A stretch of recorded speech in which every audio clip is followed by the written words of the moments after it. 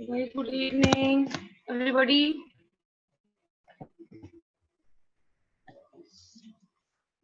Yes, Akansha, good evening, beta. हाँ, प्रीति. Okay, प्रीति. ठीक है, okay, fine. Anushka, good evening. Janvi, Nandini, ठीक है बेटा. चलो, नुमान, good evening. ठीक है, फिर कैसे हो आप लोग? Is everybody nice, good? How are you? चलो, मैं कुछ ठीक है. एक बच्चा बता रहा है मुझे, प्रीति बोल रही है. प्रीति, क्या डाउट है बेटा, बोलो. What doubt you have? Ma'am, what is glandular epithelium? Glandular epithelium. क्या डाउट है बेटा प्रीति, बता दो.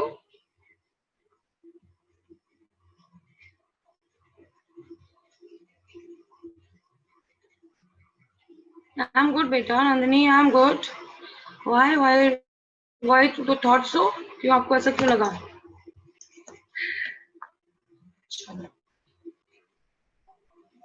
ठीक है. मुझे जहाँ तक याद है हम लोगों ने ग्लैंडुलर एपिथेलियम में कुछ नहीं है. देखो, ग्लैंडुलर में क्या होगा, ग्लैंड्स क्या होते हैं, what is gland, which is secreting some secretions, उसको आप ग्लैंड बोलते हो, है ना. तो ग्लैंडुलर एपिथेलियम में क्या होगा कि कॉलमनार, है ना, कॉलमनार और क्यूबाइडल एपिथेलियम जो होगा वो अडेप्ट करता है अपने आप को और वो बनाता है ग्लैंडुलर एपिथेलियम. सो उसका काम क्या होगा, स्पेसिफिक हो जाएगा. कैसा काम हो जाएगा, कैसा काम हो जाएगा, सिक्रीशन का काम हो जाएगा. वो दो तरह की चीज सिक्रीट करेगा, या तो वो एक्सोक्राइन होगा या तो एंडोक्राइन होगा. अगर एक सेल का होगा तो आप बोलोगे यूनिसेलुलर, और बहुत सारे सेल्स का होगा तो आप बोलोगे मल्टीसेलुलर, है ना. तो ये हो गया ग्लैंडुलर एपिथेलियम. ठीक है.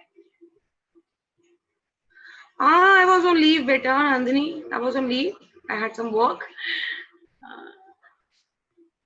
I was having 2 days leave from your class, so I was having some work, important work. इसलिए मैं नहीं आई. ठीक है. चलो, अब कंटिन्यू कर रहे हैं हम लोग आगे. विशाख, भी कंटिन्यू करें, कंटिन्यू आगे एवरीबॉडी. ठीक है. चलो, सो हम लोग क्या बात करने वाले हैं, हम लोग बात करने वाले हैं अब गैप जंक्शंस के बारे में. हम लोग बात करेंगे अब जंक्शंस के बारे में. तो जंक्शंस क्या होते हैं, what are junctions? Junctions are point of contact, है ना. पॉइंट ऑफ कांटेक्ट मतलब क्या हो गया, जहां पे दो सेल्स आकर के एक दूसरे से कांटेक्ट में आते हैं, आप उसको बोलते हो जंक्शन. देखो, 3 टाइप्स के होते हैं. क्या क्या होता है प्रीति, जल्दी बताओ.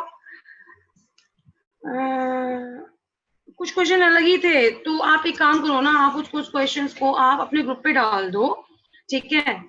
तो उसका हम आंसर कर लेंगे, कोई दिक्कत नहीं है.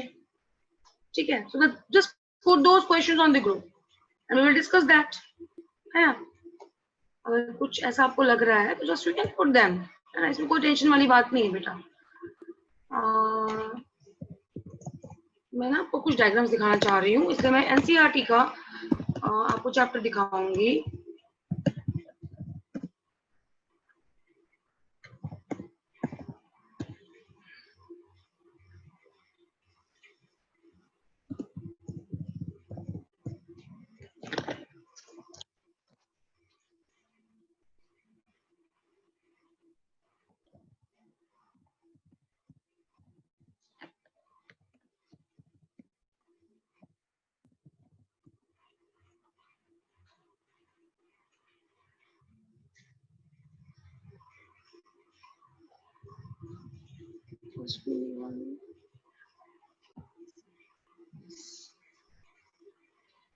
Just download this.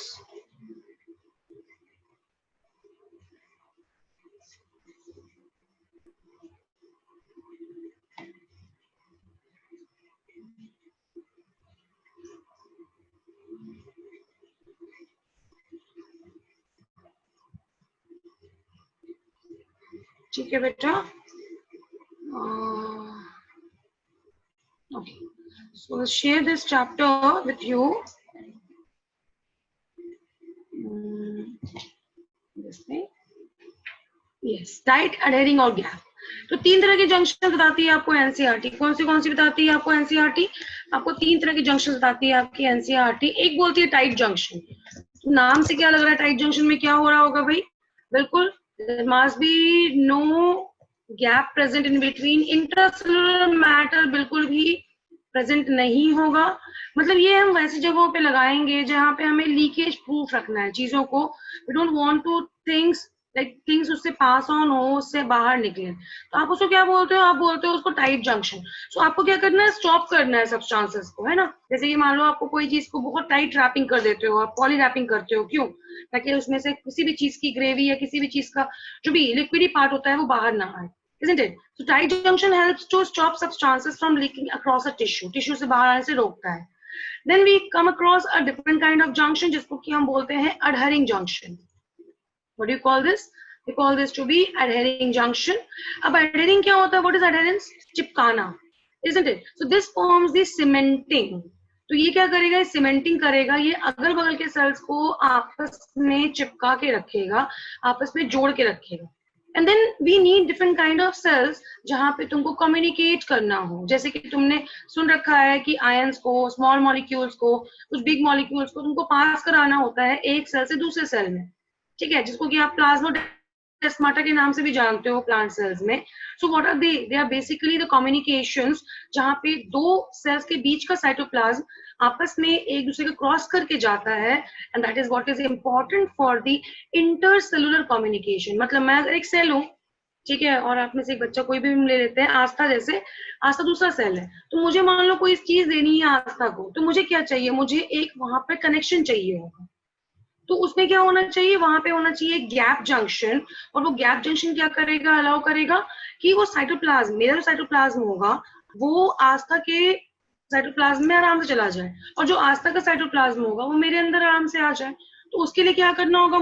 मुझे देखना होगा गैप जंक्शन को। So this is typically a kind of junction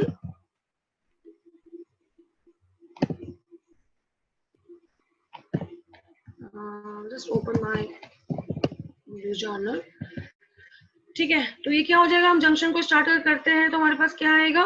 junction को स्टार्ट करते हैं तो हमारे पास तीन तरह के जंक्शंस आते हैं। What are they?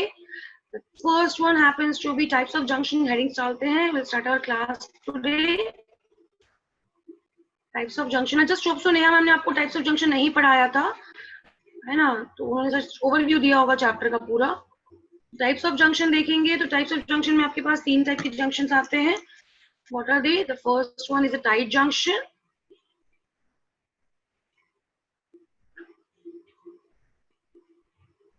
This is tight junction. The second one happens to be the adhering junction. And the third one happens to be the gap junction. ये तुम्हारे पास क्या आ रहा है भाई? ये तुम्हारे पास तीन तरह के जंक्शंस आ रहे हैं, है ना? You are not able to see my screen. Really sorry for that. अब दिख रहा है बेटा? ये तीन तरह के आपके पास जंक्शन आ रहे हैं। These are three types of junctions. What are they? ठीक है, आपके पास है गैप जंक्शन, टाइट जंक्शन, तो ये सारा कुछ आपके पास प्रेजेंट होता है, ठीक है। ठीक है प्रीति, वेरी गुड बेटा, ओके ठीक है। तो ये आपके पास क्या है? तीन तरह के जंक्शंस आ रहे हैं, tight, then we have is adhering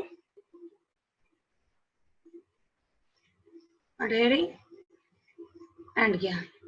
So we have basically three kinds of junction: tight junction, adhering junction and gap junction. Done है। टाइट जंक्शन कहाँ होगा? इसको मैं सीधे लिख रही हूँ, लीकेज प्रूफ।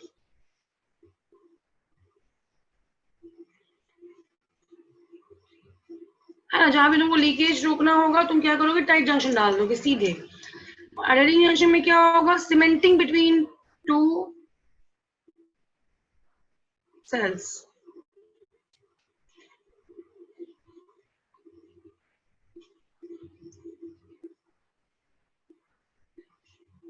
दो सेल्स के बीच में क्या होगा? सीमेंटिंग होगा।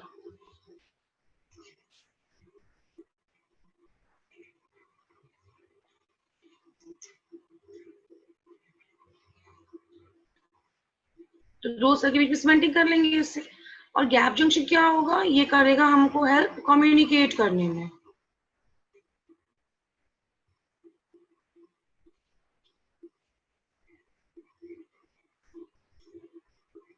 communication between two cells of nearby. तो ये क्या करेगा, ये करेगा big molecules, small molecules, ions, उनका एक्सचेंज करने के लिए. अडेरिंग आपको हर जगह मिल जाएगा बेटा, जहां पे भी आपको चीजों को ना जोड़ के रखना है. ठीक है, वहां पे आपको अडेरिंग जंक्शन मिल जाएगा. जैसे कि अगर आप देखोगे आपकी जो इंडोथेलियल की सेल्स होती है, जहाँ ब्लड वेसल्स होते हैं, उनके बीच में आपको अडेरिंग जंक्शन मिल जाएगा. क्यों? क्योंकि उनके बीच में कहीं कहीं स्मॉल स्पेसेस छोड़ने होते हैं जहां से डिफ्यूजन हो सके. You not find tight junction over there.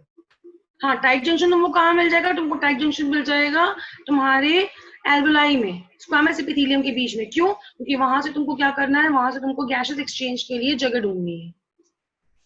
ठीक है, ओके, डन है, क्लियर एवरीबॉडी?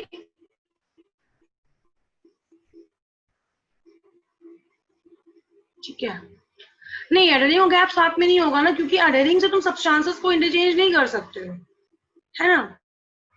अडेरिंग में क्या है, तुमको दो घर जोड़ना है. सपोज तुमको दो ईंटें मैंने दी जोड़ने के लिए, तो तुमने क्या किया, उस दोनों ईंटों को जोड़ दिया, तो वो हो गया अडेरिंग जंक्शन. लेकिन कहीं कहीं पे क्या करते हो तुम, कहीं कहीं स्पेस छोड़ते हो ना ईंट के बीच में, यू लीव समवेयर स्पेसेस. वहां पे क्या होता है, जैसे मान लो कोई सामान को निकालना है तुमको बाहर, तो तुम वहां पे रखते हो अडेरिंग के लिए, स्पेसेस छोड़ते हो बीच में, सीमेंटिंग मटेरियल होगा अडेरिंग जंक्शन.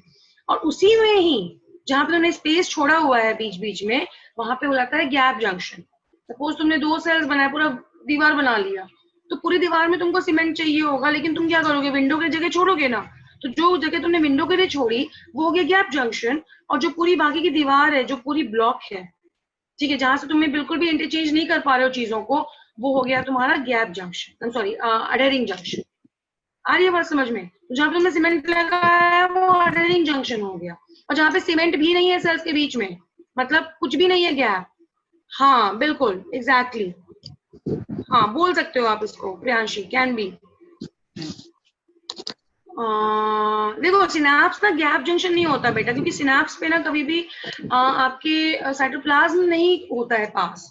वहां पे क्या होता है, सिनेप्स पे क्या होता है, सिनेप्स दो तरीके के होते हैं. एक तो होता है आपका इलेक्ट्रिकल सिनेप्स, एक होता है केमिकल सिनेप्स. तो सिनेप्स पे क्या करते हो ना, आप चार्जेस को फ्लो कराते हो, है ना. जैसे कि मान लो एक न्यूरोट्रांसमीटर है एसिटाइलकोलिन, तो मैं क्या करूंगी, मैं सिनेप्स पे रिलीज कर दूंगी उसको. और वो एक सिनेप्स से, मतलब अगर ये एक न्यूरॉन है, सपोज मैं इसको न्यूरॉन 1 बोल रही हूँ, तो ये न्यूरॉन 1 से पास होता है, न्यूरोट्रांसमीटर्स आएगा और न्यूरॉन 2 पे बाइंड कर जाएगा. तो आप इसको बोलते हो, आप इस स्ट्रक्चर को क्या बोलते हो, आप इसको बोल रहे हो सिनेप्स. तो सिनेप्स में कभी भी साइटोप्लाज्म का एक्सचेंज नहीं होता. तो नियर बाई सेल्स होगा ना यहाँ पे, तो तुमको यहाँ पे ना ब्रैकेट में साइटोप्लाज्म एक्सचेंज लिखना जरूरी है. अभी क्या हो रहा है, साइटोप्लाज्म का कम्युनिकेशन हो रहा है. और मैंने आपको एक दिन क्लास में बताया भी था कि जब साइटोप्लाज्म का एक्सचेंज होता है, तो उसमें आप सेलुलर चैप्टर में पढ़ोगे हायर लेवल में, कि वो साइटोप्लाज्म का एक्सचेंज जो होगा, it will be only and only because of endoplasmic reticulum. और कौन सा वाला, स्मूथ वाला. ठीक है, SCR के थ्रू होता है. तो एक साइटोप्लाज्म से दूसरे साइटोप्लाज्म में कम्युनिकेशन होगा, that will be through gap junction, जिसका एग्जाम. तो पूरे सेल में तो नहीं होगा ना प्लाज्मोडेस्माटा, पूरे सेल में तो छेद छेद नहीं हो सकते ना. हाँ एग्जैक्टली, बिल्कुल सही प्रियांशी. जहां साइटोप्लाज्म का एक्सचेंज होगा वहीं पे गैप जंक्शन होगा. जहां पे तुमको चीजों को चिपकाना है, फेविकॉल लगाना है दो पीस ऑफ पेपर में, तो वो गैप जंक्शन नहीं होगा, वो हो गया अडेरिंग जंक्शन. ठीक है, क्लियर, आगे बढ़े. Okay, very good. अब हम आगे मूव करते हैं, फिर से ले चलते हो आपको एनसीईआरटी के फाइल पे, और हम इसको फिर से देखते हैं. तो ये क्या है, all cells in the epithelium are held with intracellular material. जितने भी सेल्स होते हैं ना यहाँ पे एपिथेलियम में, इंट्रासेलुलर मटेरियल से होल्ड होते हैं. और ये क्या होता है, ये आपको जंक्शन प्रोवाइड करते हैं. तो सेल जंक्शन होता है 3 तरीके का, जहाँ पे इंट्रासेलुलर मटेरियल होता है. अडेनिंग जंक्शन में क्या होता है, सीमेंटिंग करते हैं नेबरिंग सेल्स को टुगेदर. गैप जंक्शन में ट्रांसपोर्ट करते हैं. क्लियर है, डन है. Everybody give me thumbs up. Clear है तो जल्दी से फटाफट, quick. we'll move on to connective tissue. This is the function of the gap junction over here. और फिर हम मूव करते हैं नेक्स्ट टॉपिक पे. गैप जंक्शन आपको exchange, and what does it helps you in, allows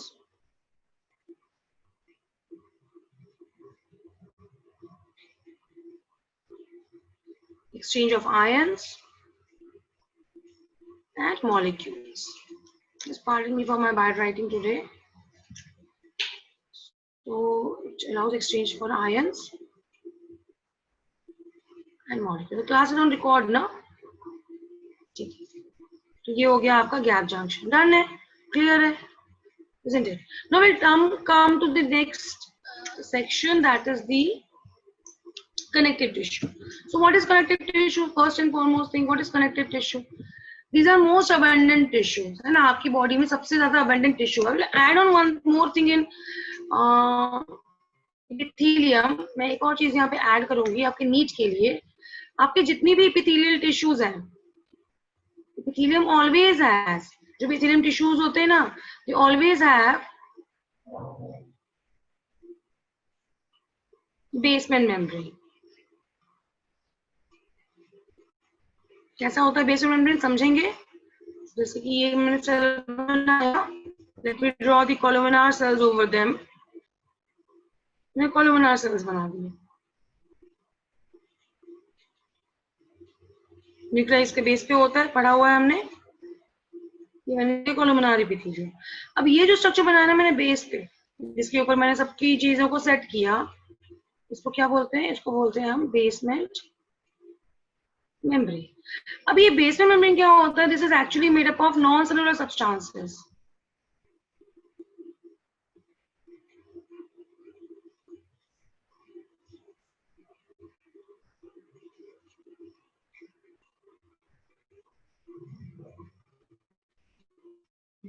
made up of non-cellular substances and is present in all epithelium. कोई भी बोलोगे ना कैरेक्टरिस्टिक फीचर, तो बेसमेंट मेम्ब्रेन का कैरेक्टरिस्टिक फीचर होगा present in all epithelial cells.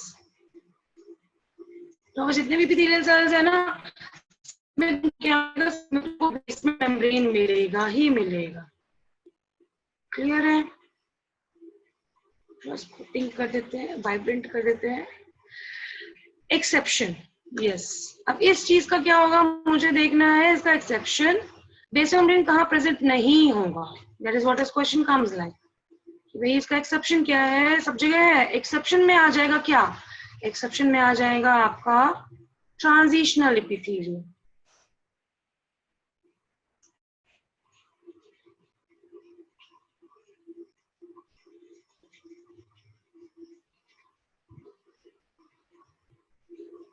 So what is transitional epithelium? वहां पे present होता है जहां भी तुमको इलास्टिसिटी चाहिए. This gives what? This gives elasticity. जैसे कि पढ़ के आ रहे हैं, कहाँ पे इलास्टिसिटी चाहिए तुमको? तुमको चाहिए इलास्टिसिटी इन यूरिनरी ब्लैडर, है ना, to hold urine for a longer time. You need elasticity in urinary bladder. You need elasticity in uterus. Uterus, that is the womb, site of implantation of the fetus. और ये uterus के साथ कौन है, सुनने में जैसा होता है लेकिन वो एक्सक्रीशन में हेल्प करता है, यूरेटर. तो इन जगहों पे क्या होगा? बेसमेंट मेम्ब्रेन प्रेजेंट नहीं होगा. This they do not have what? They do not have basement membrane.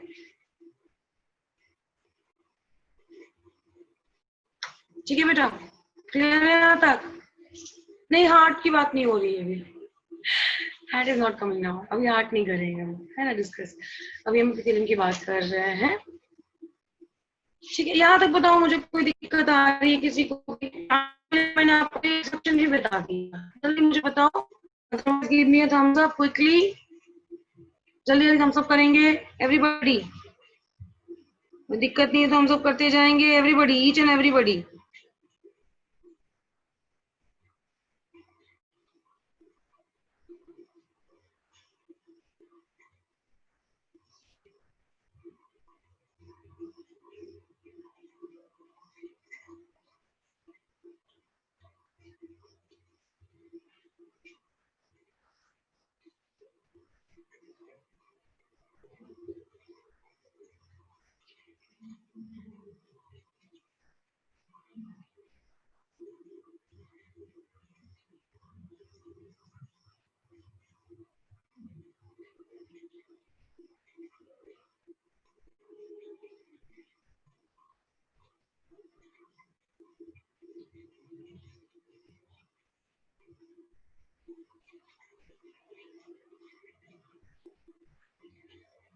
दीदी समझ thumbs up? यस बेटा प्रीति बिल्कुल। नोट्स अपलोड कर दिए थे मैंने लास्ट क्लास के भी, तो चेक इट आउट, देख लिया था आपने। ureter is the particular structure that carries urine from the kidney to the urinary bladder। ठीक है, आस्था का thumbs up मिल गया है, आकांक्षा का मिल गया है मुझे। Okay, I got from Anushka, Aastha, 2 Aastha हमारे पास। ओके, एक आस्था चौहान है, ठीक है, आकांक्षा, अनुष्का, ठीक है बेटा, वेरी गुड। आर्या भी बोल रही है, ठीक है। ओके, इशिका, जानवी, मानवी, मानसी, ठीक है। आई गेस निका, साक्षी, बाकी बच्चे क्यों दिक्कत आ रही है बेटा कुछ? तनिष्का, उद्यान, ठीक है, वैष्णवी, वेरी गुड। बाकी बच्चों को कोई दिक्कत आ रही है जल्दी बताएंगे, क्विक, क्या दिक्कत आ रही है? नहीं, स्टमक में नहीं होगा प्रियांशी, नो। क्यों स्टमक में क्यों चाहिए तुमको? स्टमक में क्यों होना चाहिए टार्टल एपिथेलियम? खाने के बाद मीठा खाने के लिए? हाँ, खाने के बाद मुझे मीठा खाना है, उसकी जगह चाहिए तो मैं टार्टल एपिथेलियम रख लेती हूँ और मैं स्ट्रेचिंग कर सकती हूँ। Is it? ये बहुत सारा पिज्जा खाने के लिए, बर्गर खाने के लिए नहीं बेटा। वहां पे जो इलास्टिसिटी होती है ना, वो होती है बिकॉज ऑफ गैस्ट्रिक रूगे। जब आप चैप्टर 16 पढ़ोगे डाइजेशन एंड एब्जॉर्प्शन, तो वहां पे आपको पढ़ाया जाएगा कि आपके स्टमक के अंदर ना एक और स्ट्रक्चर होता है, इसका नाम होता है गैस्ट्रिक रूगे, RUGAE। वो क्या होता है? वो थैली जैसा स्ट्रक्चर होता है जो खुलता जाता है, ऐसा आप खाते जाते हो ना, वो स्ट्रक्चर खुलता जाता है। तो इसीलिए आपने नोटिस किया होगा कि अगर आपकी सब्जी मनपसंद बनी हो तो आप एक्स्ट्रा खा लेते हो, क्योंकि वो गैस्ट्रिक रूगे क्या करता है, वो एक्स्ट्रा अकोमोडेट कर सकता है। लेकिन अगर सब्जी आपकी पसंद की नहीं बनी है या खाना आपकी पसंद का नहीं है, तो आप क्या बोलोगे? मुझे आज भूख कम है, मैं बस 2 ही चपाती खाऊंगी। मतलब अगर 2 चपाती नहीं रेगुलर खाते हो तो बोलोगे 1 चपाती ही खाऊंगी या खाऊंगा। That is what is basically gastric rugae, RUGAE, rugae, है ना। इसलिए आप लार्ज पिज्जा खा लेते हो लेकिन रोटी आप सिर्फ 2 ही खा पाते हो। ठीक है, okay, good question Priyanshi, nice, good. ये स्ट्रक्चर्स में प्रेजेंट होता है। हाँ, स्टमक बड़ा नहीं होता है, बिल्कुल नहीं होता स्टमक बड़ा, ठीक है, स्टमक बड़ा नहीं होता, होती नहीं स्टमक भी, लेकिन लार्ज। ठीक है, चलो, ठीक है, चलो आगे बढ़ते हैं। So we'll move on to next section. I will again add the new share. हम देखते हैं ये। So कनेक्टिव टिश्यू आपका स्टार्ट हो जाता है। कनेक्टिव टिश्यू से मतलब ही क्या समझते हो? देखो, नंबर 1 चीज के बारे में क्या आता है कि this is the most widely spread tissue. Excuse me. This is the most widely spread tissue in your whole body. तुमको अगर सब जगह पे देखना होना, कितने भी टिश्यूज तुमने पढ़े 4 तरह के टिश्यूज, है ना। तुमने पढ़ा एक एपिथेलियल, तुमने एक पढ़ा कनेक्टिव, तुमने एक पढ़ा मस्कुलर, तुमने पढ़ा नर्वस। अब इन चारों टिश्यूज में से तुमको क्वेश्चन पूछता है कोई कि भाई सबसे ज्यादा अबंडेंट कौन सा है, सबसे ज्यादा इंक्रीजिंग ऑर्डर में सबसे पहले कौन आएगा, ठीक है, सॉरी डिक्रीजिंग ऑर्डर में सबसे बड़ा कौन आएगा, तो आप बोलोगे कनेक्टिव टिश्यू। सबसे ज्यादा आपके पास जो टिश्यू है आपकी पूरी बॉडी में, वो बिलोंग करते हैं कनेक्टिव टिश्यू की क्लास में, ठीक है। So this is basically connective tissue because of their special functioning. इनके पास क्या है? स्पेशल फंक्शनिंग है। क्यों? नाम ही है कनेक्टिव। कनेक्टिव क्या करता है? What does connective do? Connect करता है। जैसे मान लो आपको 2 चीजों को कनेक्ट करना है, मुझे चिपकाना है मसल्स को अपने हड्डियों में, तो मैं क्या यूज करूंगी? मैं कनेक्टिव टिश्यू यूज करूंगी, ठीक है। जैसे कि आपने पढ़ा हुआ है कनेक्टिव टिश्यूज में क्या हो जाता है, ये करता है कनेक्ट करता है, दिस अटैचेस, प्रोवाइड्स अटैचमेंट्स।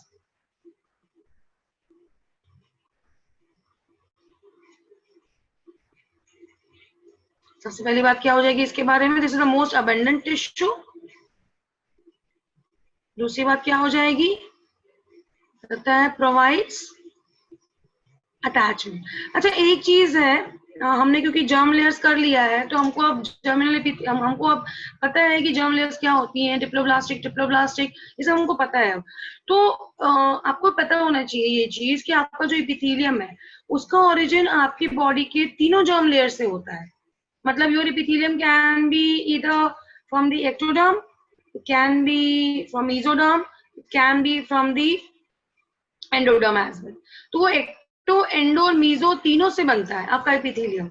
मतलब अगर मैं एग्जांपल लेती हूँ, सपोज मेरे हार्ट का एपिथेलियम, तो मेरे हार्ट का एपिथेलियम होगा उस जगह से जहां से मेरा हार्ट ओरिजिनेट कर रहा है।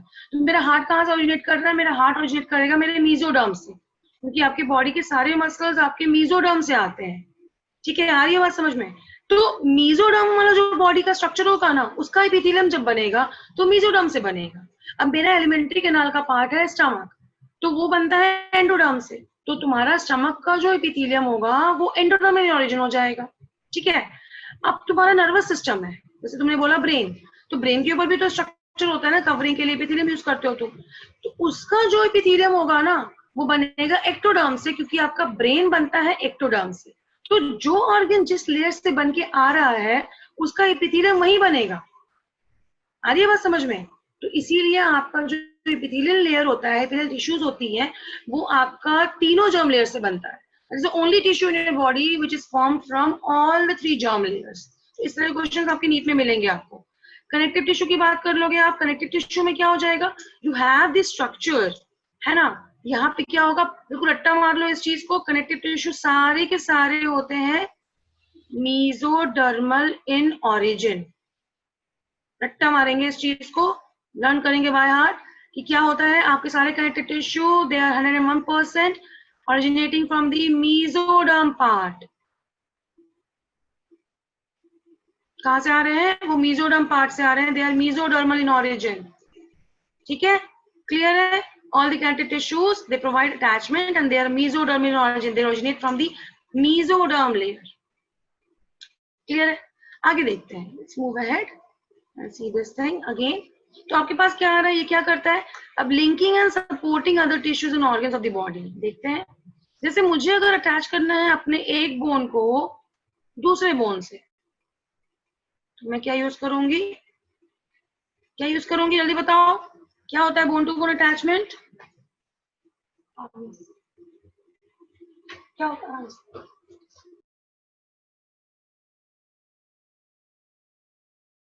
What is the bone to bone attachment called? What is bone to bone attachment called? Jaldi, quick.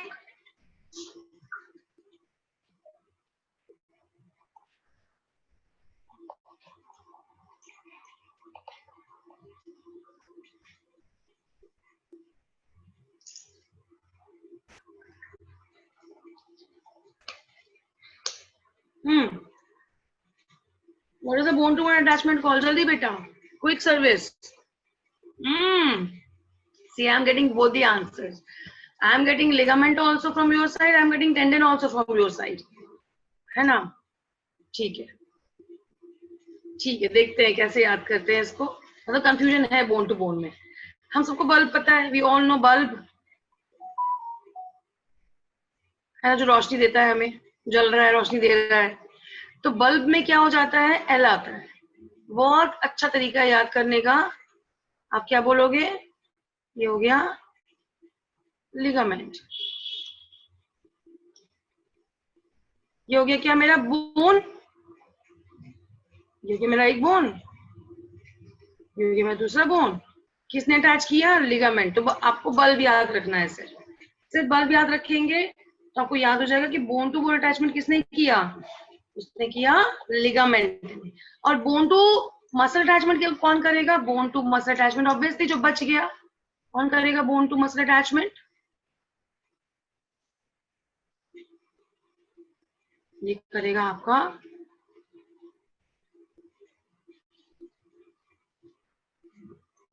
Tendon.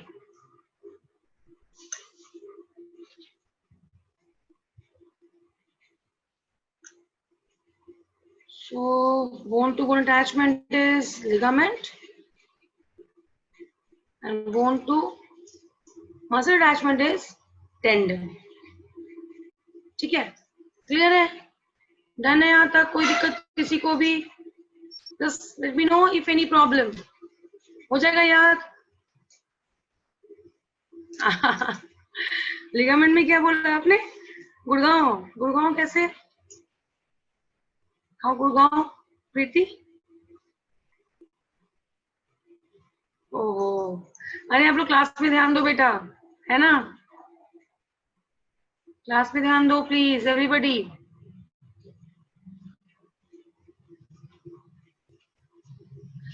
Class में ध्यान देंगे ऑल ऑफ यू। मैं रखूंगी 0 पीरियड, बात करने के लिए मैं दूंगी आपको मौका, सबको मिलेगा मौका। तो ये हो गया आपका क्या, तो इसमें क्या होता है, आपके पास बहुत तरह के टिश्यूज आते हैं कनेक्टिव टिश्यू में। अगर आप देख रहे हो यहाँ पे, अगर आप अपनी एनसीईआरटी बुक को देख पा रहे हो, तो आपके पास पहला कनेक्टिव टिश्यू क्या आता है, ये आता है सॉफ्ट कनेक्टिव टिश्यू। ठीक है, you have got soft to specialized connective tissue, so you have many types in them. Obviously most abundant है अगर, तो इनके पास types भी क्या होंगे, बहुत ज्यादा होंगे। They are soft to specialized. They include what? They include cartilage, bone, adipose, blood, है ना? अब जितने भी कनेक्टिव टिश्यूज हैं आपके पास, ब्लड को छोड़ करके, except for blood, what they do, the cells of the connective tissue they secrete fibres of structural protein called collagen और इलास्टिन। तो क्या हो जाता है भाई कि आपका ये जो पर्टिकुलर सेक्शन है, ये क्या करता है, यहाँ से इसको लेके जाते हैं, एक्सप्लेन करते हैं, कोशिश करते हैं। ठीक है, सो what is it doing, it is actually cells secrete what? The cells secrete fibers of structural proteins called collagen or elastin. मतलब कौन करेगा, ये कौन से cells होंगे? The cells of cartilage, the cells of bones and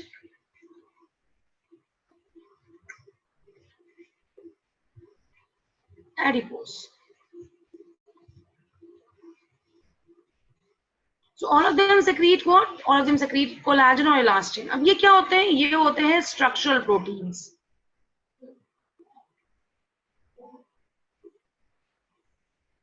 Structural protein क्या होता है भाई? Structural protein होता है जो आपके particular connective tissue को एक structure provide करता है, जैसे collagen आपकी muscles में present होता है. Yes, exactly. It's the most abundant protein in your body.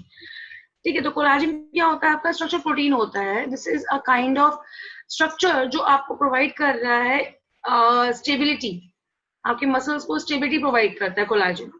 More over elastin की बात करेंगे, दिस प्रोवाइड्स यू इलास्टिसिटी। अगर आप देखोगे आपकी स्किन बहुत इलास्टिक है, it's basically because of elastin. So elasticity और ये सारे फंक्शंस जो आते हैं ना, ये सारे आपके कोलाजन के फंक्शंस आ रहे हैं। तो ये जितने भी सेल्स है, किसके cells, cells of cartilage, bones and adipose, what they are doing, they are secreting what? They are secreting things called as collagen and elastin. Done है, तो ये हो गया आपका कोलाजन और इलास्टिन का फंक्शन। यहाँ तो कोई दिक्कत किसी को? तो ये कौन कर रहा है सिक्रीट, ये कर रहा है आपका एडिपोज टिश्यू, आपका बोन और आपका कार्टिलेज। ठीक है, ब्लड नहीं करेगा। उसके बाद बात करते हैं हम क्या करता है, ये मैं आपको एक्सप्लेन कर चुकी हूँ। What they do, they provide strength, elasticity and flexibility. 3 चीजें प्रोवाइड करेगा, क्या क्या? सबसे पहले strength, number 1, number 2 they provide elasticity,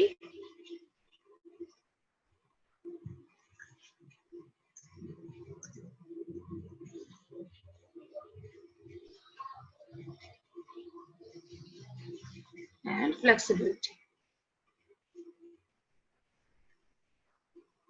ये तीनों फंक्शन प्रोवाइड करता है, ठीक है? Okay, then they also secrete some modified polysaccharides. Okay, and what they do, इसके साथ साथ क्या होगा, they also secrete some polysaccharides, और ये polysaccharide क्या करेगा, ये polysaccharide करेगा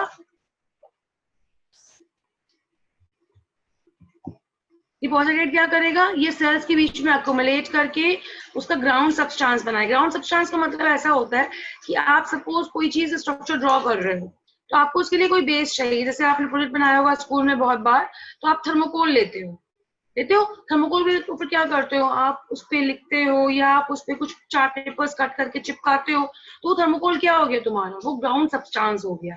तो वैसे ही पॉलीसैकेराइड्स क्या होंगे, पॉलीसैकेराइड्स हो जाएंगे तुम्हारे ground substances. So apart from secreting And apart from secreting these things, what they are also secreting, they are also secreting polysaccharides.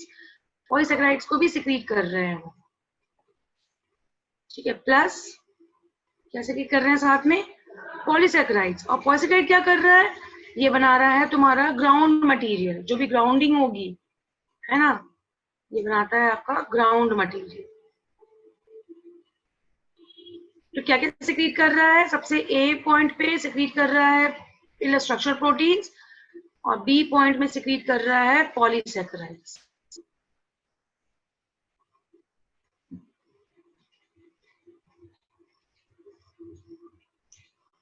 Done है? क्लियर है यहां तक? कोई दिक्कत किसी को भी? Please raise your hands if you have any problem.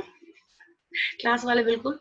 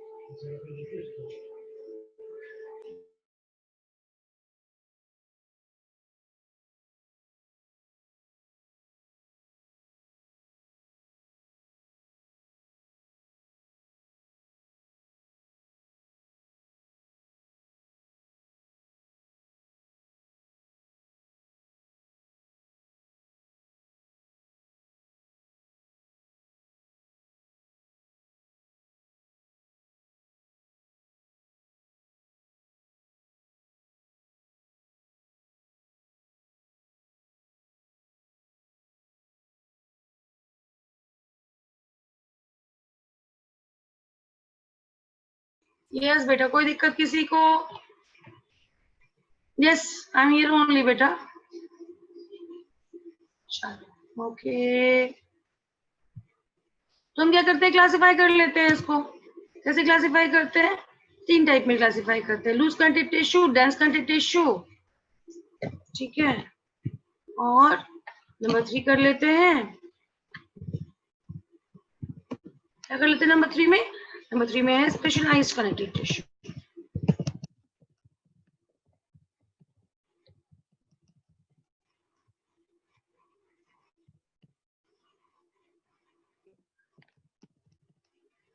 So we are now having 3 types of connective tissues. What are they? That is the dense one, the the loose one, and the specialized one. तो ये आपके पास क्या आ गए? आपके पास 3 तरह के connective tissues आ गए. We will start from the first part, that is the loose connective tissue. सबसे पहले हम देखते हैं इसका पहला part, that is loose connective tissue. नाम से ही लग रहा है भाई लूज होगा. मतलब क्या है? ग्राउंड सब्सटेंस अपने जो सेल्स हैं उनको बहुत टाइट करके नहीं पकड़ के रखेगा, उनको ढीला छोड़ के रखेगा. They will be loose into it. So loose connective tissues. So what is loose connective tissue? Let's see. It has cells and fibers loosely arranged in semi-fluid ground substance. क्या होगा? ये semi-fluid ground substance में loosely arranged होगा. जैसे कि तुम देखते होगे तुम्हारे जो मसल्स हैं, have you ever wondered कि आपके मसल्स में क्या होता है? What is, how is your muscle actually able to connect itself? आपके जो मसल्स हैं वो कैसे कनेक्ट रहते हैं? स्किन मतलब कैसे जुड़ा होता है उनसे. तो यहाँ पे क्या होगा? Loosely arrange in semi fluid ground matter. इसमें क्या होगा? Will be having cells plus fibers. Let's see. Cells plus fibers.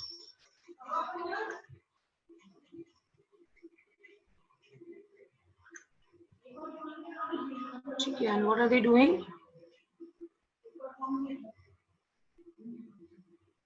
They're loosely arranged in a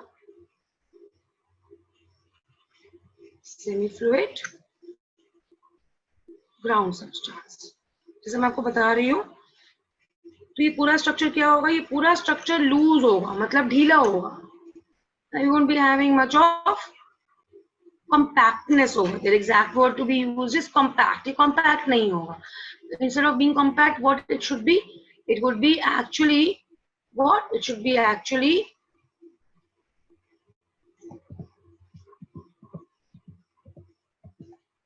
It will be actually what? This will be actually all loosely arranged.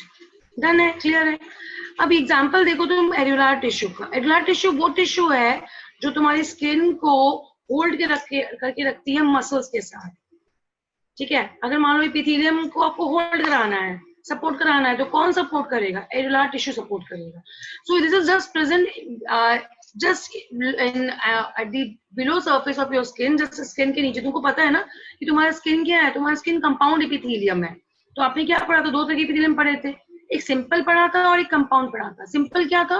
Simple epithelium वो epithelium था जिसमें से single layer of sales होंगे, squamous, cuboidal, columnar. लेकिन अगर मैं इसी columnar, cuboidal और स्क्वैमस के मल्टीपल लेयर्स लगा दूं, है ना, एक बेसमेंट मेम्ब्रेन बना दूं और उसके ऊपर बहुत सारी लेयरिंग लगा दूं, पढ़ा है हमने, that will be what? That will be actually called as the compound epithelium.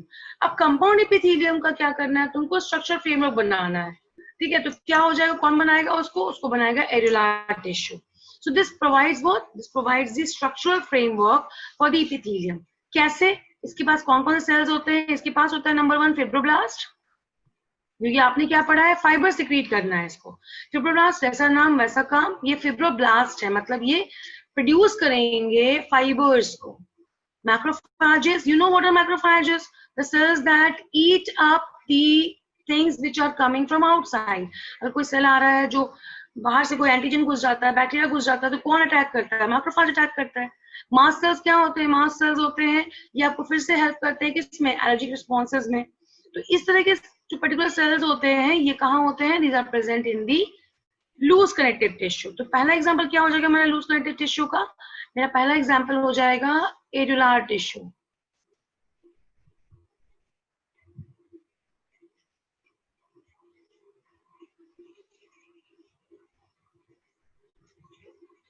क्या होता है एड्यूलर टिश्यू में? What is there in areolar tissue?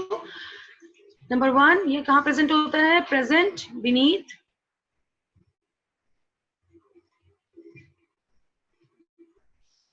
The epithelium. Number 2 क्या करता है? ये प्रोवाइड करता है स्ट्रक्चरल फ्रेमवर्क.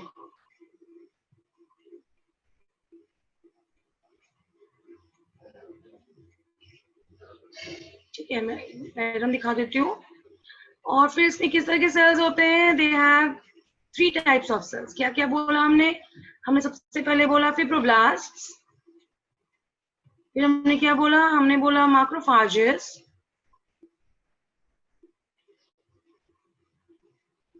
और फिर फाइनली क्या बोला हमने?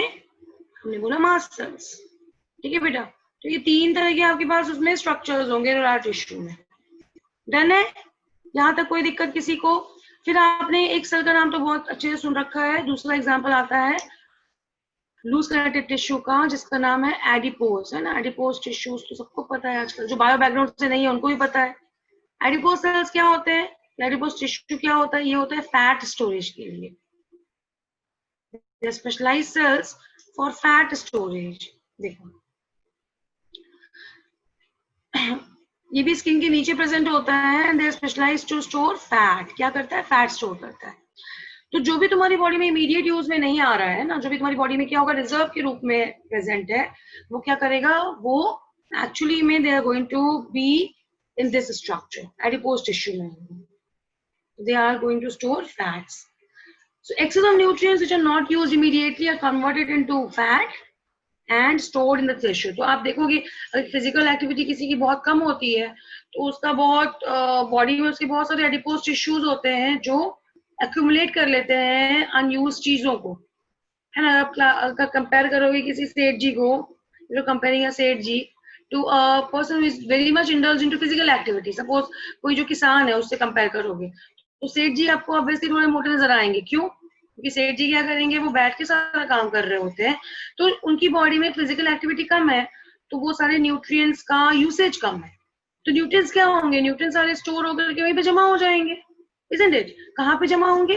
वो जमा होंगे ये स्ट्रक्चर देखो, यहाँ पे जमा होंगे. This structure, this fat storage area, this whole section. अगर आप मैं देख पा रहे हो पॉइंटर को, दिस होल सेक्शन देखो, छोटा सा न्यूक्लियस कोने में पड़ा हुआ है. Small nucleus is present at the corner, और पूरा का पूरा एरिया ना एम्प्टी है, ये पूरा खाली है. Why? Because this is specialised for structural memory. इसलिए प्रोवाइड करता है कि देखो बेटा, तुम्हारा एपिथेलियम है, उसको नीचे से कुछ बेस में मेम्ब्रेन के नीचे कुछ तो चाहिए होगा जिससे कि वो जुड़ा रह सके आपकी मसल्स से, वरना आपकी मसल से अटैच कैसे होगा बेस मेम्ब्रेन? क्योंकि बेस मेम्ब्रेन क्या है? बेस मेम्ब्रेन होता है नॉन सेलुलर, उनको अटैचमेंट के लिए कुछ चाहिए ना उससे, तो कौन अटैच करेगा उसको करेगा आपका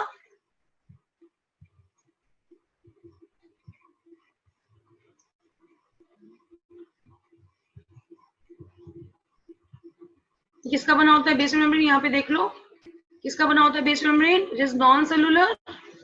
अच्छा लिख रखा है non cellular, just remove it. Non cellular में भी क्या चीजें होंगी? नॉन सेलुलर में भी ये एरो में लेके जा रही हूँ इधर, मेरे को प्रोटियोग्लाइकन, सॉरी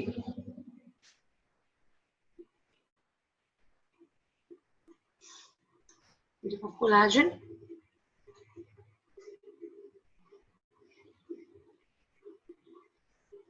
ठीक है, पेप्टिडोग्लाइकन, प्रोटियोग्लाइकन बोल रही हूँ, I am making this bacteria, this peptidoglycan.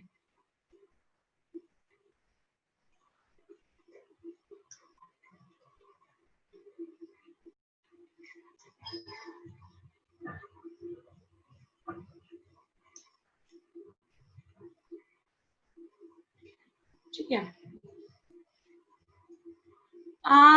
नहीं मसल का शेप नहीं देता बॉडी को एक्चुअली, ये जोड़ता है उसको।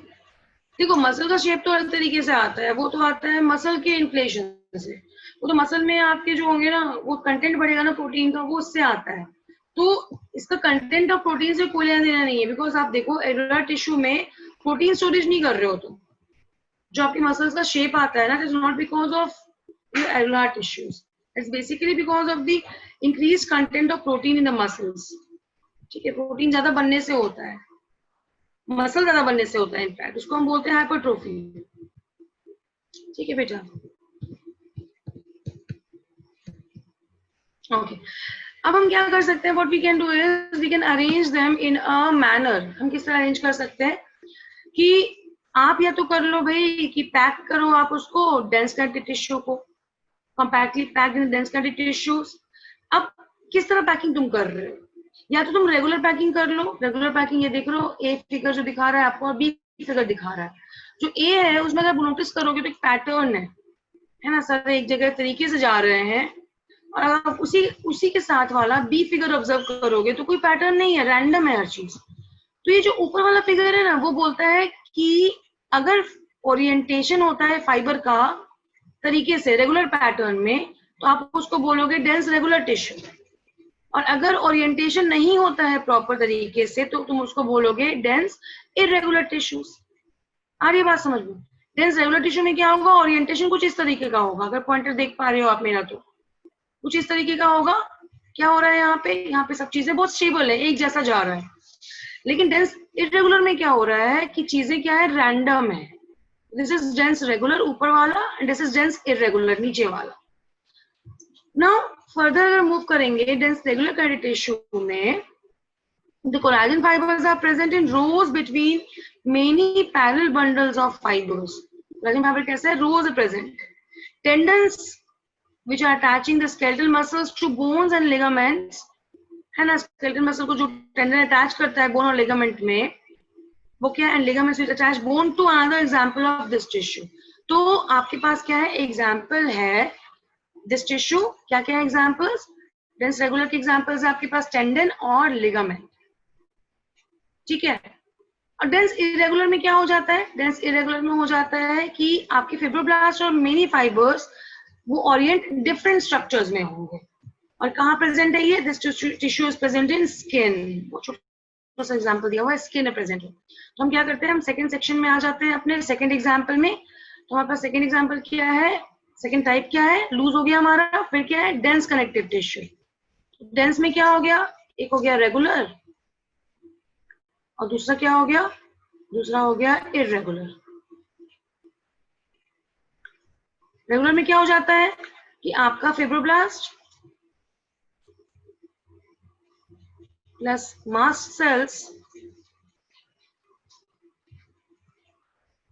are arranged compactly in fibroblast, है ना, उसको अरेंज कैसे किया हमने, प्रॉपरली अरेंज किया हुआ। और इरेगुलर में क्या हो जाएगा, what is irregular,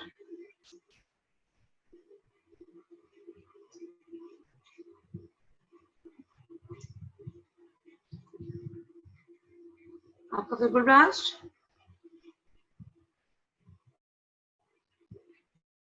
plus mast cells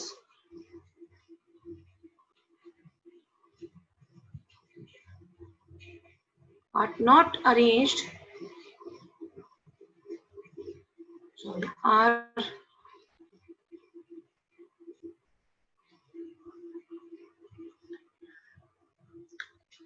randomly arranged,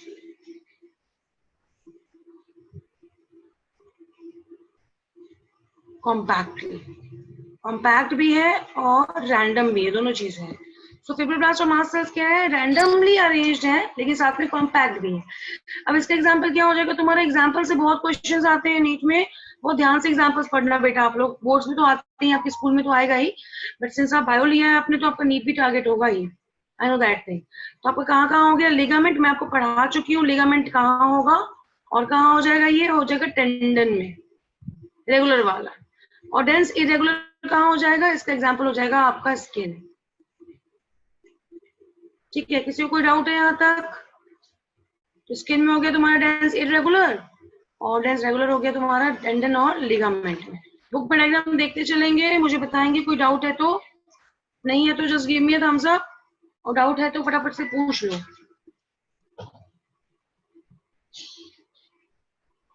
quick,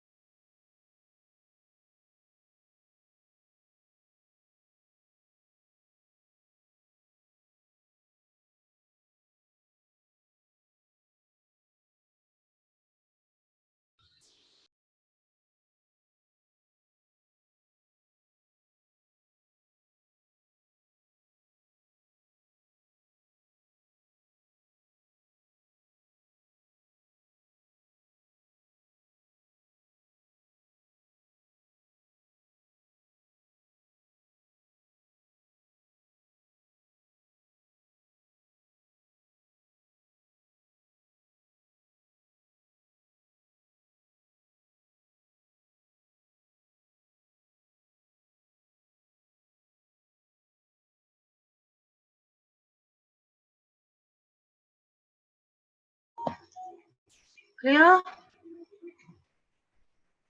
ये सामने बेटा, मैं यहीं पर हूँ।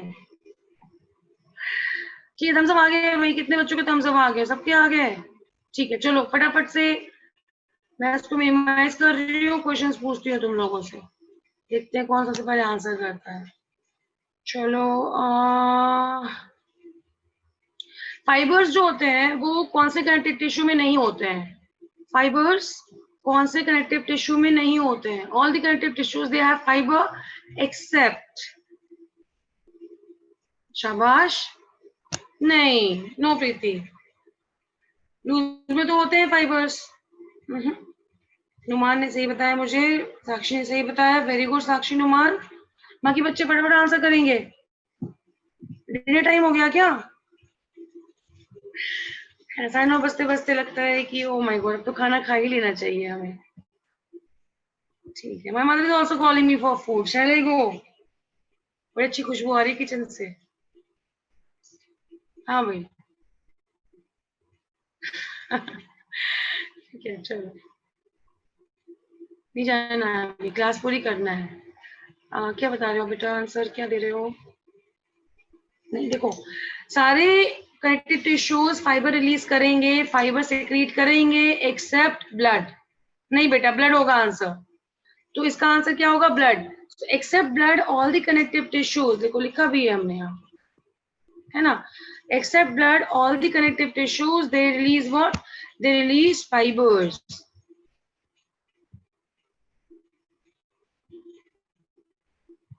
देखो ये लिखा है ना, ये देखो लिखा है, cells of cartilage, bones and adipose. That means what? That means, यहाँ पे कंटिन्यू कर देती हूँ मैं इसको ही, ब्लड नेवर secretes fibers। ठीक है, नोट्स अपलोड हो गए थे, देख लिया था आप लोगों ने, चेक कर लिया था?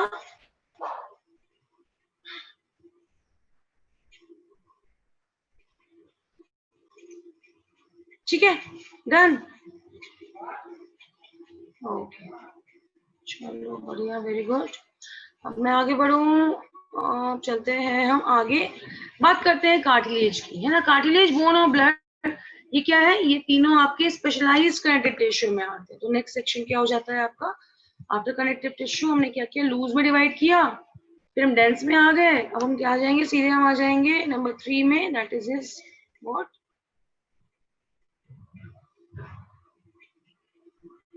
Number 3 is what? Number 3 happens to be the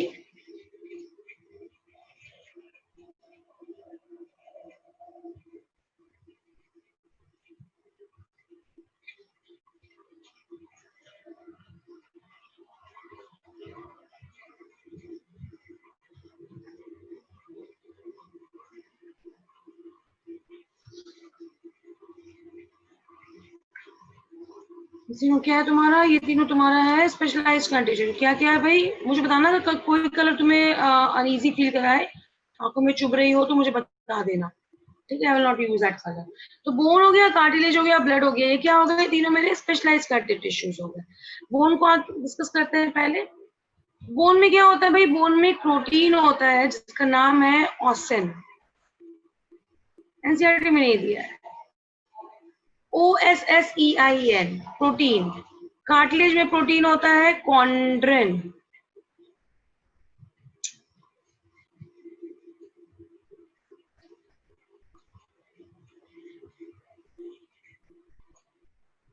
bone में होता है ऑसिन, कार्टिलेज में होता है कॉन्ड्रिन।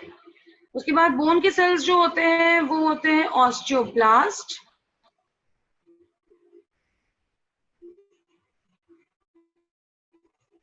ऑस्टियोसाइट्स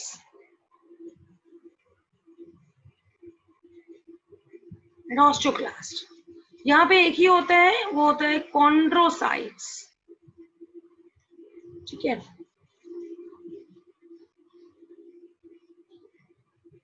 नेक्स्ट, बोन के ऊपर कवरिंग होती है, उसको हम बोलते हैं पेरीऑस्टियम। कार्टिलेज की कवरिंग होती है, उसको हम बोलते हैं पेरीकॉन्ड्रिन।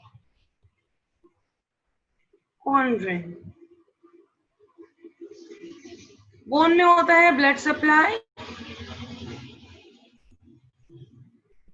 क्या तुम बोलोगे? प्रेजेंट। कार्टिलेज में क्या हो जाएगा? Blood supply absent. Plus anti मतलब होता है प्रेजेंट, माइनस एंटी का मतलब होता है एब्सेंट। हाँ बेटा, ये तीन बोन के सेल्स होते हैं। ऑस्टियोसाइट्स होते हैं मेन बोन सेल्स, ऑस्टियोसाइट्स को फॉर्म कराता है ऑस्टियोब्लास्ट। ऐसे समझो, ऑस्टियोब्लास्ट क्या करते हैं? ऑस्टियोब्लास्ट होते हैं bone forming sales.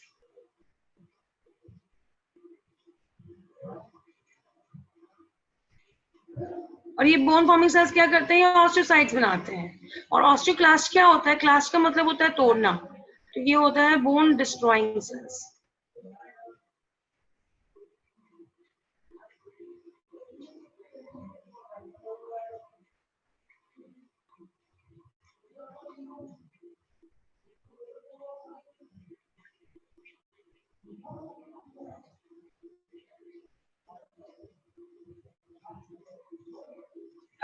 Excuse me. The weather is changing. ठीक है, तो ये हो गया 3 तरह के बोन सेल्स, क्लियर है ना। और ऑस्टियोब्लास्ट क्या करता है ना, वही ऑस्टियोसाइट्स बनाता है, मतलब ऑस्टियोब्लास्ट ही ऑस्टियोसाइट्स को फॉर्म करता है, बोन सेल्स, उसे बोन सेल्स हो गए। अब तुम अगर एनसीईआरटी देखोगे अपनी, तो तुमको एनसीईआरटी में ये डायग्राम दिख रहा है, दिख रहा है ना। जो ए है तुम्हारा, वो क्या है तुम्हारा? That is basically your cartilage. कैसे फर्क पड़ा, पता चला हमें? फर्क कैसे पता चला कि कॉन्ड्रोसाइट्स जो होते हैं उनका अरेंजमेंट अलग होता है। कैसे? सबसे पहली बात आती है कि कार्टिलेज जो होगा, सेल्स यहाँ पे है, ये स्मॉल कैविटीज में हम लोग इनक्लोज करते हैं, जो कि वो सेक्रीट कर रहे हैं। देखो स्मॉल कैविटीज हमने इनक्लोज किया हुआ है। लेकिन बोन में क्या हो जाएगा? बोन के सेल्स जो है, bone cells they are called osteocytes. मैंने आपको बता दिया अभी तुरंत। ऑस्टियोसाइट्स को बनाने वाला सेल जो होता है उसको हम बोलते हैं ऑस्टियोब्लास्ट। तो ये क्या करते हैं? ये करते हैं एक्चुअली स्पेसेस जिसमें आप बोलते हो लैकुने। देखो ये जो स्पेस देख रहे हो ना, if you can see this space, ये जो स्पेस में पॉइंटर देख पा रहे हो आप लोग, ये स्पेस जो है ना काले वाले सेल्स के बगल बगल में, इसको हम बोलते हैं लैकुने। लैकुने मतलब होता है कोई भी तरह का गैप, कोई भी तरह का गैप होता है ना, उसको लैकुने बोलते हैं। तो ये गैप में प्रेजेंट होता है, जबकि ये लैकुने आपको कार्टिलेज के सेल्स में नहीं मिलेगा, कॉन्ड्रोसाइट्स नहीं होते लैकुने में प्रेजेंट, ठीक है। So this is basically what, this is basically कि वो कैविटीज बना लेंगे, लेकिन वो कैविटीज के अंदर ही प्रेजेंट रहेंगे, वहां पे ब्लड सप्लाई नहीं हो पाता। लेकिन बोन सेल्स क्या करते हैं? बोन सेल्स अपने आप में ब्लड सप्लाई को प्रेजेंट रखते हैं। They keep the blood supply, yes, and what they do is that they also provide a surface to attach, ताकि skeletal muscles उसमें attach हो सके। तो bones इस तरह से काफी different हो जाते हैं कार्टिलेज से। फर्दर जो आपके बॉडी के सेल्स है जितने भी, वो कहाँ बनते हैं? वो आपके बनते हैं बोन्स में। So this is perichondrion, this is periosteum, blood supply present, blood supply absent. This is what is forming the blood cells.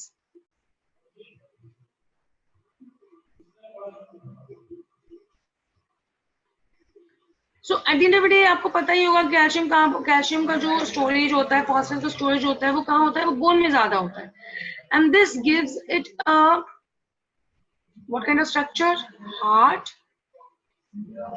Plus non pliable. अभी प्लायबल क्या होता है भाई? आपने इलास्टिक वर्ड पढ़ के आ रहे हो आज तक कि कार्टिलेज जो होता है वो इलास्टिक होता है। जैसे कि आप ये कान को अगर मरोड़ोगे तो वापस ये अपना स्ट्रक्चर ले लेगा, तो इसको आप क्या बोलते हो? उसको आप बोलते हो प्लायबिलिटी। तो आपके बोन प्लायबल नहीं है। अगर आप मोड़ा, अपने अपनी उंगली को मोड़ने की कोशिश की, मैंने अपने हाथ मोड़ने की कोशिश की, तो मुड़ जाएगा ये, तो मुझे डॉक्टर के पास जाना पड़ेगा सीधा करने के लिए। This is what, this is soft and pliable.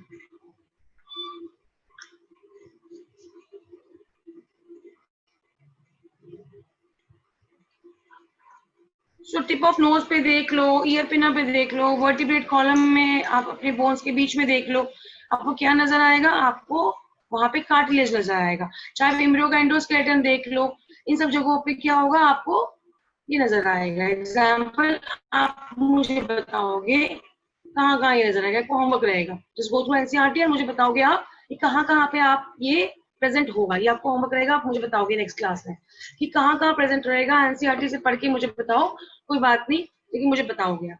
तो ये डिफरेंशिएट बिटवीन हो गया आपके बोन्स और ब्लड कार्टिलेज के बीच में। तो आपको पता ही है, मैं आपको पूरा कार्टिलेजेस, फिशेस, साइक्लोस्टोमेटा सब पढ़ा के आ रही हूँ, तो आपको पता ही है कि क्या होती है नहीं होती है। तो यहाँ पे क्या है कि टिप ऑफ नोज पे होगा, आउटर ईयर जॉइंट्स पे होगा, एडजेसेंट बोन के बीच में होगा, वर्टिब्रल कॉलम के लिम्स में होगा, ठीक है, हैंड्स में होगा, सब जगह पे होगा। That is what is how the whole structure is formed. ठीक है, डन है, क्लियर है यहाँ तक? कोई दिक्कत किसी को भी? चलो बच्चे बहुत सारे जा रहे हैं, डिनर लगता है बहुत अच्छा बना है ना? ठीक है, तो हमने क्या क्या पढ़ा? ब्लड में कल डिस्कस करूंगी आपके साथ, तो और ब्लड और मसल सारा कुछ कल डिस्कस हो जाएगा। I hope so. मैं टिश्यूज वाला पार्ट कल कंप्लीट कर लूंगी, मतलब on Thursday we can start cockroach. पहले अर्थवर्म कर लेंगे, follow the NCERT as a whole. तो क्या क्या पढ़ा हमने आज? हमने आज पढ़ा कि बेसिक मेम्ब्रेन क्या होता है। अगर आपसे क्वेश्चन पूछा जाए कोलेजन का और प्रोटियोग्लाइकन का नेचर कैसा है, तुम बोलोगे नेगेटिवली चार्ज होता है। ये तुमको काम एक्सक्रीशन वाले चैप्टर में आएगा, जब तुम वहां पढ़ोगे कि मैक्सिमम चीजें जो आपकी आनी चाहिए फिल्ट्रेशन होकर के नीचे नेफ्रॉन के अंदर, वो नहीं आती, वो रिपेल बैक हो जाती है। आपसे क्वेश्चन पूछा जाता है नीट में, क्यों रिपेल बैक हो गई? तो आप बोलोगे कि भाई मेरे ब्लड का मैक्सिमम कंपोनेंट जो है वो नेगेटिवली चार्ज है, और मेरा जो बेसमेंट मेम्ब्रेन है ना, वो क्या है, वो भी नेगेटिवली चार्ज है। तो उसने क्या किया, मैक्सिमम कंपोनेंट्स को रिपेल बैक कर दिया, पीछे धक्का मार दिया। तो ये क्वेश्चन वहां पे लिंक होता है। ठीक है, तो basement membrane is what? Basement membrane is totally non cellular, number 1। Number 2, it is made up of substances which are negatively charged like collagen, proteoglycan, जो negatively charged होते हैं। नेक्स्ट, बेसल मेम्ब्रेन कहाँ present नहीं होता है? वो present नहीं होता है ट्रांजिशनल एपिथेलियम पे।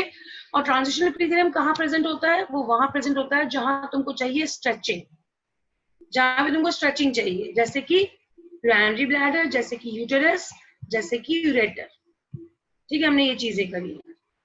उसके बाद हमने डिस्कस किया कि कैरेटिव टिश्यूज का ओरिजिन क्या होता है भाई। तो मैंने आपको बताया वहां पे एपिथेलियल का ओरिजिन बताया मैंने, फिर आपको मैंने बताया कि रट्टा मार लो, इसका हमेशा ओरिजिन क्या होगा? मीजोडर्मल ही होगा। बोन हो जाए, आपका कार्टिलेज हो, या ब्लड हो, या एडिपोस हो, या एल्यूनार हो, ये सब आपके मीजोडर्म से ही आएंगे। क्या कर रहा है कैरेटिव टिश्यू? ये सबसे ज्यादा अबेंडेंट है आपकी बॉडी में, ये आपको स्ट्रेंथ, इलास्टिसिटी, फ्लेक्सिबिलिटी, ये सब कुछ प्रोवाइड करता है through special class of cells, cartilage, bone and adipose cells, जो कोलेजन और इलास्टिन सिक्रीट करके ये सारा काम कर रहे होते हैं। साथ में इसमें सिक्रीट होता है पॉलीसैकेराइड। अभी पॉलीसैकेराइड क्या करता है भाई? ये ग्राउंड मटेरियल है जिसके ऊपर ये सारे सेल्स प्रेजेंट होंगे। Point to be noted over here is that blood कोई भी फाइबर कभी सिक्रीट नहीं करता। हमने 3 तरीके में डिवाइड किया उसको, लूज में, उसके बाद हमने बोला डेंस, और फाइनली बोला हमने specialise. So we categorise it into 3 different categories. हमने इसको 3 डिफरेंट क्लासेस में डिवाइड कर दिया। ठीक है, डेंस की क्या दी हुई है बेटा? डेंस की बताओ।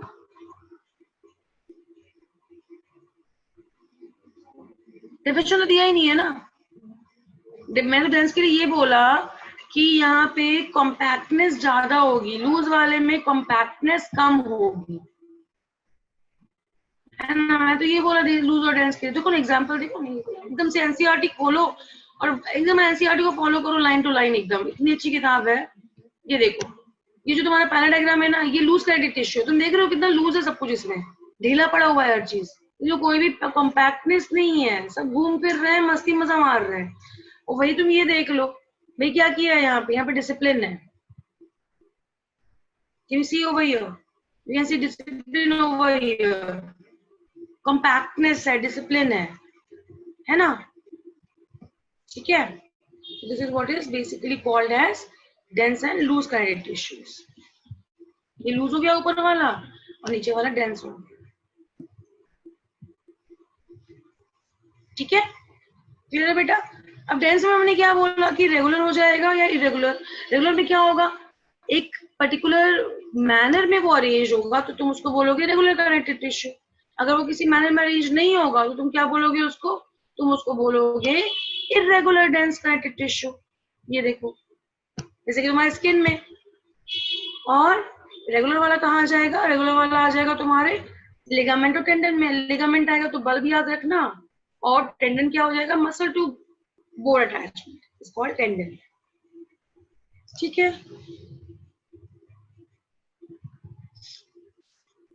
स्पेशलाइज्ड कनेक्टिव टिश्यू तुम्हारा क्लियर हुआ? डाउट बेटा? एक बच्चे को डाउट हो रहा था, प्रियांशी डाउट क्लियर हो बेटा? अब स्पेशलाइज में क्या हो जाएगा, बोन, कार्टिलेज, ब्लड। ठीक है, बोन ब्लड को हम नेक्स्ट क्लास में डिस्कस करेंगे और ये चैप्टर 18 में बहुत डिटेल में आपको पढ़ना है, बट एनी हाउ मैं आपको दे दूंगी उसका ओवरव्यू। प्रियांशी डाउट क्लियर हुआ बेटा? देख लो आप, वापस से वही मैसेज आ रहा है मुझे। ठीक है, प्रोटीन्स के नाम देखे हमने, बोन में ऑसिन है, ये एनसीईआरटी से बाहर मैंने आपको लेके गई, कॉन्ड्रेन, ऑसिन, ये सब कुछ समझाया मैंने आपको। बोन के 3 तरह के सेल्स होते हैं, हमने ये डिस्कस किया। और फाइनली हमने क्या बोला, हमने बोला कि आप मुझे एग्जांपल बताओगे कहाँ कहाँ पे कार्टिलेज वाले कनेक्टिव टिश्यूज प्रेजेंट होते हैं। हाँ प्रीति, ओवर है क्लास बेटा, बिल्कुल ठीक है। तो इस तरीके से हमने पूरा का पूरा कनेक्टिव टिश्यू ऑलमोस्ट डिस्कस कर लिया है, minus the blood part. In fact blood आपके एनसीईआरटी में दिया भी नहीं है इस सेक्शन में, बट मैं इसको अभी पढ़ा दूंगी ताकि आपको चैप्टर 18 में ज्यादा परेशानी ना हो। तो ये चैप्टर 18 के लिए बोल रहे हैं, एक्चुअली में ये बोल रहे हैं कि हम उसको चैप्टर 18 में पढ़ेंगे ब्लड को।